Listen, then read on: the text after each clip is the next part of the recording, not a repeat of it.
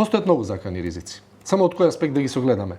Ние, ево, имавме една несреќа во Кочани која што навистина ни покажа дека за многу работи правиме пропусти. За многу работи. Али ако земете сега дека во претходниот месец загинаа, не знам, 13-15 по одредени статистики луѓе во сообраќајки, што е помал тој проблем од овој што беше ваму.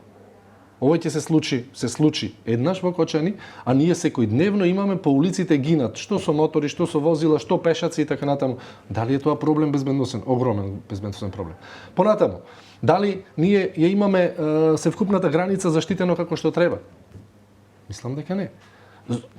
Имаме влезови излези кои што по таа зелена површина едноставно премногу. И тоа треба да го средиме. Добро. Се зборува за мито и корупција.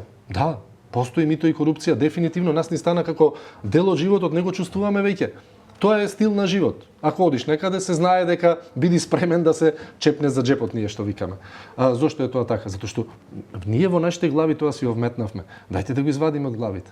Ние имаме доста безбедносни проблеми. Се она што се случува надвор, за оние проблеми што сега малце ги зачнавме, нели, и од регионално ниво и од пошироко ниво, едноставно имаме рефлексија во Република Македонија.